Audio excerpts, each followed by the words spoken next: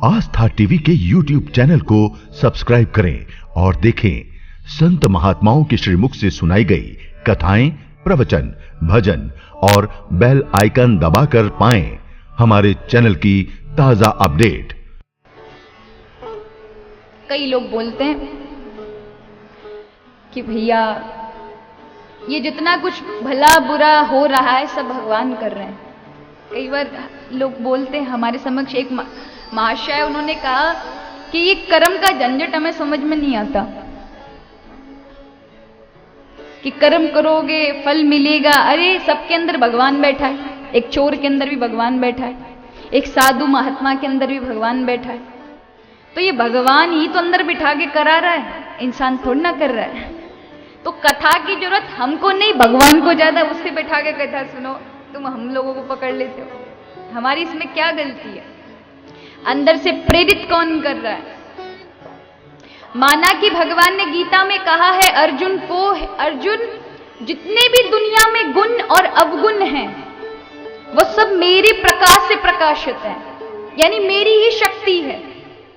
एक चोर है, उसके अंदर चालाकी का जो गुण है वो मेरा है।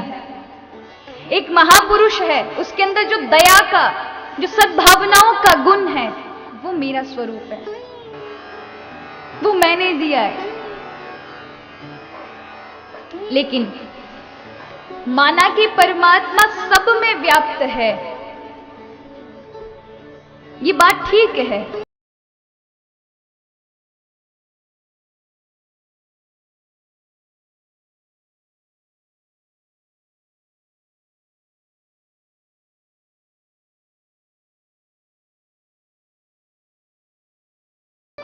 अगर भगवान सब में बैठे हुए और प्रभु ही चला रहे होते तो एक झूठा नहीं पैदा होता, सब सत्यवादी होते, कोई गलत काम नहीं होता। प्रभु गलत क्यों होने देते?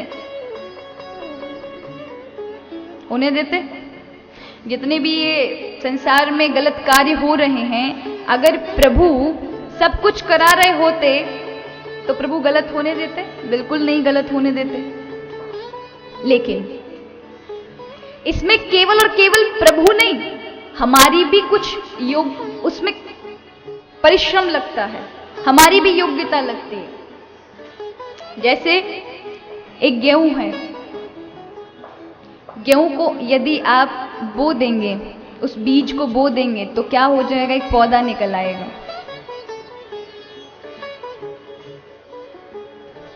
उस बीज में से पौधा बना। लेकिन वेयर हाउस चले जाओ जहां साल भर का कोटा गेहूं का रखा रहता है, अब हम कहें कि बीज में से ही पौधा निकलेगा, वहां जाके कितने पौधे निकलते हैं?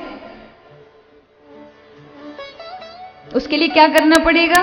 बोले भैया ऐसे थोड़ी ना पौधा निकल जाएगा। किसी बोरी को देखो, वेयर हाउस में कितने हजारों संख्या में बोरे के बोरे रखे रहते हैं गेहूं के, साल भर कोटा पड़ा रहता है, कोई पौधे नहीं उगते, कोई कुछ नहीं उगते। क्यों? उनके लिए जरूरत होती माटी, खाद और पानी की।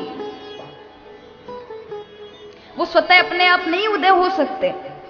उसी तरह से भगवान ने भी हमें शक्तियां दी हैं, लेकिन उन शक्तियों का उपयोग करने की जो छूट है, स्वतंत्रता है, वो प्राणी मात्र को दी है।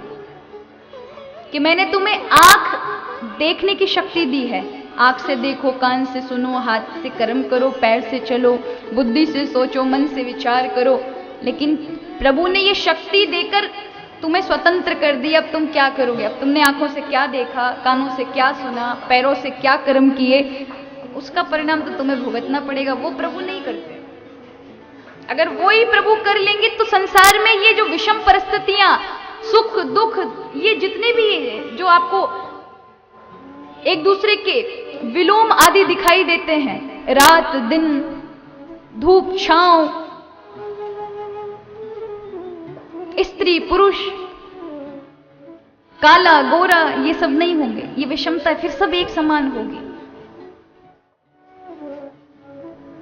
ऐसे समझें, एक ऊपर से वर्षा गिरी तो एक जगह तो एक बीज पर गिरी तो उसने पौधे का आकार लेकर घना पीपल का वृक्ष हो गया। जिसकी छाया में लोग बैठकर आनंद का लाभ उठा रहे हैं। लेकिन वही वर्षा दूसरी जगह गिरी तो वहां एक बहुत ही जहरीला बिच्छू वाला पेड़ उत्पन्न हो गया, जिसका हल्का सा भी पत्ता अगर टच कर जाए तो फिर ऐसा लगे प्रतीत हो जैसे कि किसी सर्प ने या किसी विषैले जंतु ने आपको काट लिया है। हमारे साथ तो हो गया बद्रीनाथ में, केदारनाथ जी जा रहे थे तब सोचा चलो घूम कर आ जाए। आप में से गए थे,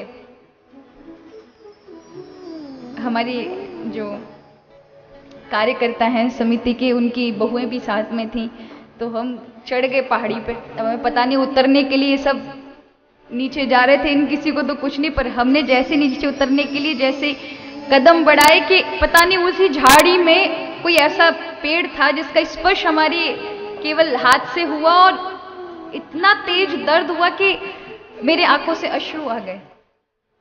पता चला कि उस पेड़ों में वही पेड़ छुपा हुआ था जो दिख बड़ा हरा भरा रहा था, लेकिन ऐसा था।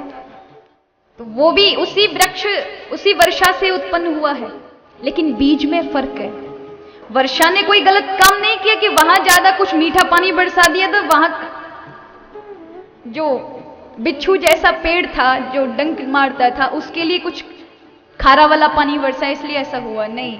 दोनों के लिए समान वर्षा हुई, लेकिन उनकी पात्रता में के कारण वो दोनों का स्वभाव बदल गया। ये ठीक वैसे है जैसे न्याय शास्त्र में लिखा है, न्याय शास्त्र में वर्णन आया है कि भैया ये विषम संसार क्यों अलग अलग दिखाई देता है, इसमें भगवान का कोई दोष नहीं। प्रभु ने तो हम सबको एक ही शक्ति का संचार किया है। जैसे कि एक बिजली घर में पावर हाउस होता है, वहां से जब बिजली की सप्लाई होती है तो पूरे सिटी में होती है, पूरे जिले में होती है। अब जिले में सब जगह बिजली की सप्लाई हो रही है, सभी के घर में मेन बोर्ड स्विच आदि सब लगे हुए, लेकिन कोई तो फ्रिज चला रहा है, कोई पंखा घुमा रहा है, कोई लाइट जला रहा है, कोई फ्रिज चला रहा है, कोई गीजर चला रहा है, सब अपने अपने अलग अलग काम कर रहे हैं। सबके कर्म अलग हैं, लेकिन बिजली एक है। भगवान ने शक्ति सबको एक समान दे रखी है। अब उनके किए कर्म स्वभाव ही व्यक्ति को बदल कर रख देते हैं। जैसे ये बारिश की बूंद न्याय शास्त्र में लिखा है कि ये वर्षा की बूंद जब केले के पत्ते पे गिरती है तो वो कपूर बन जाता है। एक विषैले सर्प के मुंह में गिरती है तो विष बन जाता है। वही किसी खेत में गिरती है तो हरियाली हो जाती है, और वही किसी छत पर गिरती है तो पानी निकलकर गंदे नाले में कीचड़ बन जाता है। और वही स्वाति के नक्षत्र में बूंद एक सीप में, समुद्री सीप में जाकर गिरती तो मोती बन जाता है। इसमें उस वर्षा का कोई दोष नहीं है। वर्षा ने तो समान ही बूंदें बरसाई थी, लेकिन पात्रता जिन्होंने उसको भरा था अपने अंदर, उनके अंदर विपरीतता थी, उनकी स्वभाव में खराबी थी, उनके अंदर गड़बड़ी थी। वही हमारे पर आता है कि परमात्मा की ओर से तो हम सबको वही शक्ति, वही बुद्धि, वही मन, वही आंखें, वही शरीर, वही प्राण दिए हैं, लेकिन हमारी पात्रता कैसी है, हम कैसे विचार करते हैं, कैसा सोचते हैं, कैसा स्वभाव है, उसी के अनुसार वो प्रभु की शक्ति बदलाव ले लेती है, आपके अनुकूल हो जाती है। आप अगर दुष्ट स्वभाव वाले तो वो दुष्टता ही अपना लेगी जीवन में। साधु स्वभाव के हो तो फिर साधु बन जाएंगे। गलती परमात्मा की नहीं, आपको स्वतंत्रता प्रभु ने दे दी है। हे जीवो, मैंने तुम्हें शक्ति दी, अब तुम्हारा कार्य है कि तुम उसका किस में प्रयोग कर रहे हो। किसी ने उस शक्ति से, उस चेतना से भगवत प्राप्ति कर ली, और किसी ने लोगों का केवल उनको दुखाया ही, उन्हें परेशान किया, किसी तरह लोगों को परेशान किया जाए, बस इसी कर्म में रत रहे, तो वो राक्षस बन गए, उनकी राक्षस वृत्ति बन गई। तो इसमें प्रभु का दोष नहीं, बल्कि हमारे किए हुए कार्य ही हमें परिणाम देते हैं। इसलिए कर्म का जो भोग है वो प्रत्येक व्यक्ति को भोगना ही पड़ता है।